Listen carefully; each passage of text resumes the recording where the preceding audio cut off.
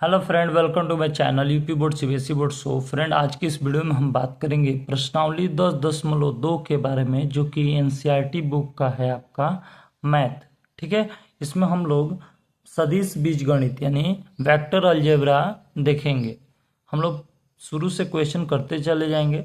ठीक है, इसमें पहला क्वेश्चन क्या बोल रहा है कि निम्नलिखित सदिशों के परिमाण का परिकलन कीजिए। परिमाण का मतलब होता है इन लोगों का मॉड निकाल दीजिए।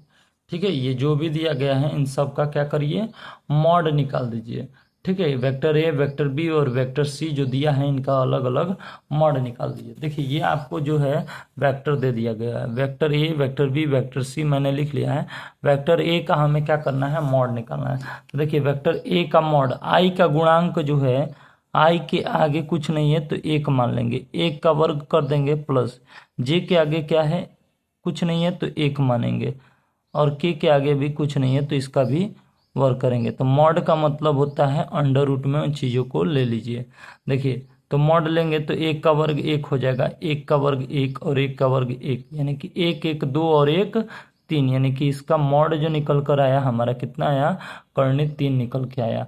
वैसे ही बी का निकालिए, तो वेक्टर बी का क्या हो जाएगा, देखिए इसका गुणांक, गुणांक मतलब जो गुणा किया गया है, आई का गुणांक क्या है, 2 है, तो 2 का वर्ग कर दीजिए प्लस -7 का वर्ग कर दीजिए। देखिए, चिन्ह सहित गुण, ये गुणा में क्या है, -7 है तो -7 लेंगे प्लस इसका गुणांक कितना है, -3, तो -3 का वर्ग करेंगे। ठीक है, तो मॉड बी का मान जो है हमारा क्या आ जाएगा, 2 का वर्ग करेंगे तो 4 हो जाएगा, और 7 का वर्ग करेंगे तो 49 हो जाएगा, और 3 का वर्ग करेंगे तो 9 हो जाएगा। यानी मॉड बी का मान हमारा जो निकल के आएगा, 9 और 4 13, 13 और 49 जोड़ेंगे तो 62 हो जाएगा। कितना हो जाएगा, 62 हो जाएगा, यानी करनी में 62। ये किसका माना गया, मॉड में बी का माना गया।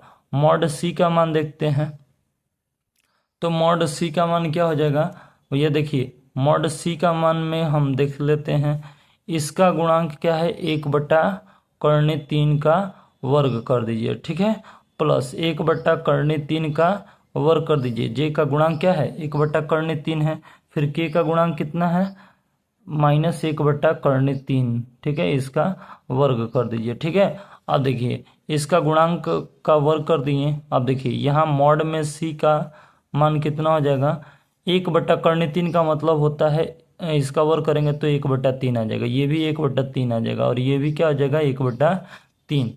तीनों को जोड़ेंगे तो 3/3 आ जाएगा, 1/3 1/3 तीनों को जोड़िए तो 1 1 1 3 हो जाएगा ऊपर वाला। अब बटे में 3 है तो 3 से 3 कटेगा तो एक का करणी लेंगे तो क्या हो जाएगा, एक ही आएगा। ठीक है, तो यानी मॉड सी का जो मान आया हमारा कितना आया, एक आया। कितना आया, एक। और एक को हम लोग यूनिट वेक्टर भी बोलते हैं, क्या बोलते हैं, इकाई सदिश। यूनिट वेक्टर यानी इकाई सदिश भी बोलते हैं। ठीक है, याद रखिएगा, यूनिट वेक्टर बोलते हैं। ठीक है, आया बात समझ में। अब आगे देखते हैं इसका क्वेश्चन नंबर दूसरा।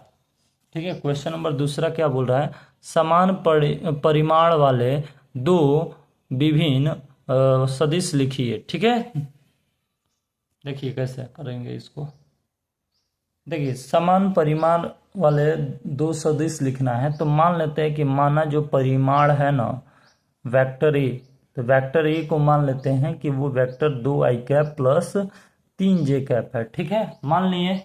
अब देखिए इसमें ना दो समान सदिश लेना है। ठीक है आपको, तो जो दूसरा सदिश लेंगे ना वो भी कुछ भी मान लीजिए, ए को कुछ भी मान लीजिए। ठीक है, और उसी से बी बनाइए। देखिए जैसे ये दो i कैप और j कैप वाला ही जरूरी नहीं है, ले सकते हैं कोई सा भी ले सकते हैं, i j k कैप कुछ भी ले सकते हैं। बस इसी को चेंज कर दीजिए, 3 को आगे लिख दीजिए और 2 को बाद में लिख दीजिए। ठीक है, 3i cap plus 2j cap. ठीक है, अब इन दोनों का क्या करिए ना आप, मॉड निकालिए। देखिए मॉड जब निकालेंगे तो इसका मॉड निकालिए, 2 का वर्ग क्या होगा, 4 हो जाएगा, और 3 का वर्ग 9 हो जाएगा, 9 और 4 13, यानी कि मॉड कितना आया निकल के, 13 आया। वैसे ही करनी में इसका निकालिए, 3 का वर्ग 9 हो जाएगा और 2 का वर्ग 4, 9 और 4 13 हो जाएगा, यानी कि करनी में 13 आ गया। अरे बस समझ में, दोनों का मान कर्णी 13 समान आ गया, तो हम कहेंगे कि ये दोनों क्या है, समान सदिश हैं। ये दोनों क्या हैं, समान सदिश हैं। ऐसे ही आप आई जे के कैप का भी निकाल सकते हैं। ठीक है, अब आगे देखते हैं इसका क्वेश्चन नंबर तीसरा पार्ट। देखिए 3 नंबर क्या कह रहा है, 3 नंबर कह रहा है समान दिशा वाले दो विभिन्न सदिश लिखिए। इसमें क्या बोला था, समान परिमाण वाले दो विभिन्न सदिश लिखिए, तो ये अलग है। ठीक है, इसको देखिए कैसे करते हैं। देखिए ये जो 3 नंबर क्वेश्चन है, इसके लिए आपको सबसे पहले क्या करना होगा कि वेक्टर ए मान लेना होगा कि वेक्टर ए जो दिया गया है वो आपका जो है वेक्टर ए वो क्या है कि कोई भी चीज मान लीजिए, आई जे के मान लेते हैं। क्या मान लेते हैं, आई जे के रूप में। ठीक है, आ रहा बस समझ में। और एक बी वेक्टर मानेंगे जो कि एक कोई सा भी अंक उठा करके इनमें गुणा कर दीजिए। जैसे 3 अंक उठाएं और इन दोनों में क्या कर दिए, गुणा कर दीजिए। ठीक है, जब गुणा कर दिए तो देखिए जब गुणा हो गया तो भैया ये हमारा जो है ना, ये जो बी है, अगर हम इसमें से 3 कॉमन ले लेंगे तो देखिए ये आई जे के रूप में ऐसे बन भी जाएगा। आ रहा बस समझ में।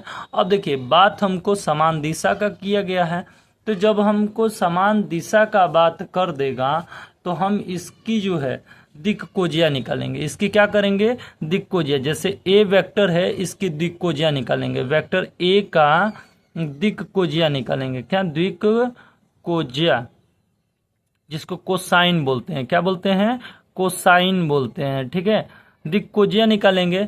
ये कैसे निकालेंगे, सबसे पहले इसका ये जो गुणांक है, गुणांक क्या है इसका, 1 है। आई का गुणांक क्या है, 1 है। जे का गुणांक क्या है, 1 है। के का गुणांक क्या है, 1 है। तो इन सब का क्या करेंगे, वर्ग करेंगे। 1 square plus 1 square plus 1 square, यानी कि कितना हो गया, कर्णी में 3 हो जाएगा। क्या हो जाएगा, कर्णी में 3। अब भैया ये तो मॉड निकल गया, हमको निकालना क्या है, कोसाइन निकालना है। कोसाइन कैसे निकालेंगे, अब देखिए आई का गुणांक 1 था तो 1 बटा में ये लिख देंगे कर्णी 3। ठीक है, फिर जे का गुणांक 1 था तो 1 बटा कर्णी 3 लिख देंगे। इसका के का गुणांक 1 है तो 1 बटा कर्णी 3 लिख देंगे। यानी कि जो हमारा वेक्टर ए का दिक्कोजिया आया वो हमारा क्या निकल के आया, 1 बटा कर्णी 3, 1 बटा कर्णी 3 और 1 बटा कर्णी 3। ऐसे ही हम लोग वेक्टर बी का सिमिलरली हम लोग क्या करेंगे, सिमिलरली हम लोग वेक्टर बी का दिक्कोजिया निकालेंगे। क्या निकालेंगे, दिक्कोजिया निकालेंगे। ठीक है, आ रहा बात समझ में। अब ध्यान से सुनिए, दिक्कोजिया कैसे निकालेंगे इसका, सबसे पहले आपको क्या करना होगा, इन सब का जो गुणांक है यानी कि 3 3 3 सबका गुणांक क्या है, 3 है। अब क्या करेंगे, 3 का वर्ग करेंगे, फिर 3 का वर्ग, फिर 3 का वर्ग, यानी कि 9 9 9 9 9 18 9 27 हो जाएगा। कर्णी में क्या हो जाएगा, 27, यानी कि इसका अंडर रूट निकालेंगे तो 3 कर्णी 3 निकल के आएगा। आ रहा है बात समझ में। अब देखिए इसका दिक्कोजिया अगर हमको बोला है निकालने के लिए तो भैया इसका गुणांक क्या था, 3, तो 3 बटा ये कितना आया है, 3 कर्णी 3 आया, तो बटे में लिखते चले जाएंगे 3 कर्णी 3 कॉमा 3 बटा 3 कर्णी 3, 3 बटा 3 कर्णी 3, 3 से 3 काट दीजिए, 3 से 3, 3 से 3, देखिए ये भी क्या हो गया, 1 बटा कर्णी 3, 1 बटा कर्णी 3 और ये 1 बटा कर्णी 3 निकल के आ गया। अब देखेंगे तो दोनों क्या है, सेम सेम है, दोनों क्या है, सेम सेम है। तो जब भी सेम सेम आ जाती हैं दिक्कोजिया, क्या, जब भी सेम सेम आ जाती हैं तो हम बोलेंगे कि भैया ये क्या है, समान दिशा वाले सदिश हैं, समान दिशा वाले दो विभिन्न सदिश हैं। आ रहा है बात समझ में। ठीक है, अच्छा इनका तो ये समान है, ये क्या बोलते हैं, दिक्कोजिया समान है, क्या परिमाण सेम है, तो बोलेंगे कि नहीं, परिमाण जो है कर्णी 3 है, एक का 3 कर्णी 3 है। आ रहा है बात समझ में। ठीक है, अब देखते हैं क्वेश्चन नंबर 4 क्या बोल रहा है। क्वेश्चन नंबर 4 की तरफ बढ़ते हैं। ठीक है, देखिए आपके सामने क्वेश्चन 4 दिया गया है कि x और y के मान ज्ञात कीजिए ताकि सदिश 2i cap plus 3j cap और xi cap plus yj cap समान हो। ठीक है, तो ये आपसे क्वेश्चन पूछा गया है। ठीक है, तो जब भी अगर ऐसा सवाल आ जाए, ठीक है, तो ये आपको क्वेश्चन नोट कर लीजिए आप। ठीक है, देखिए क्वेश्चन आपसे बोला गया है, ध्यान से सुनिएगा क्या बोला गया है। बोला है कि भैया 2i कैप जो है, ठीक है, प्लस 3j कैप है, ठीक है, 2i cap plus 3j cap है, ठीक है, आ रहा है बस समझ में। और ये जो है xi cap plus yj cap के बराबर है। तो हम लोग कुछ नहीं करना है, हम लोगों को x का कंपेयर इससे कर दीजिए और y का कंपेयर इससे कर दीजिए। क्यों कर रहे हैं इस y का? क्योंकि j के साथ 3 लगा है, इस j के साथ y लगा है, इस i के साथ x लगा है और i के साथ 2, यानी i के घर में i का रिश्ता जाएगा, j के घर में j का रिश्ता जाएगा। यानी यहाँ से हम लोगों का x का मान जो आएगा 2 आ जाएगा और y का मान क्या आ जाएगा? 3 आ जाएगा। यही हमारा क्या हो जाएगा? फाइनल आंसर हो जाएगा। ठीक है, आया बात समझ में? ठीक है, अब आगे देखते हैं क्वेश्चन नंबर 5वां। देखिए क्वेश्चन नंबर 5 क्या बोल रहा है, एक सदिश का प्रारंभिक बिंदु दे दिया गया है 2,1, ठीक है, और अंतिम बिंदु दे दिया गया है -5,7 है। इस सदिश के अदिश एवं सदिश घटक ज्ञात कीजिए। ये क्वेश्चन नंबर 5 दे दिया गया है। अब इसको कैसे करना है, देखिए इसमें जो है 5वें में आपको प्रारंभिक बिंदु और अंतिम बिंदु दे दिया गया है। ठीक है, देखिए इसको कैसे हल करेंगे। देखिए इसका प्रारंभिक बिंदु मान लेते हैं कि वेक्टर ए दे दिया गया है और अंतिम बिंदु जो है वेक्टर बी दे दिया गया है। हमको ए से बी जाना है। ठीक है, कहाँ जाना है? ए से बी। ए का मान दिया गया है क्या, देख लीजिए क्वेश्चन नंबर 5 में 2 1 दिया है और इसका -5 और 7 दिया है। तो इसका 2 1 हो गया और इसका -5 और 7 हो गया। ठीक है, आ रहा है बात समझ में? ये दोनों पॉइंट दे दिया गया। अब आपको प्रारंभिक और अंतिम बिंदु दे दे और इस सदिश का अदिश और सदिश घटक पूछे तो आपको कुछ नहीं करना है। ए से गाड़ी कहाँ जा रही है? बी को जा रही है, यानी कि ए बी का मान निकालना है। क्या निकालना है? ए बी का मान निकालना है। ए बी का मान कैसे निकालेंगे? ये आगे वाले में से पीछे वाले को घटा देंगे, यानी बी में से ए वेक्टर को क्या कर देंगे? घटा देंगे। अब देखिए ए बी वेक्टर कैसे निकालेंगे? बी में से ए वाले को घटाना है। तो भैया सबसे पहले तो अभी इन लोगों का सदिश रूप लिखना पड़ेगा, तब ना जा करके होगा। तो सबसे पहले हम लोग वेक्टर ए लिख लेते हैं। वेक्टर ए क्या दिया है? 2i कैप और 1 है तो इसको प्लस जे कैप कहेंगे। ठीक है, और इसको क्या लिखेंगे? वेक्टर बी को -5i कैप प्लस इसको क्या लिखेंगे? जे कैप। ठीक है, अब हमको इससे ए बी निकल जाएगा। ए बी निकल जाएगा कि नहीं? बी में से ए वाले को घटा देना है तो ए बी आ जाएगा हमारा।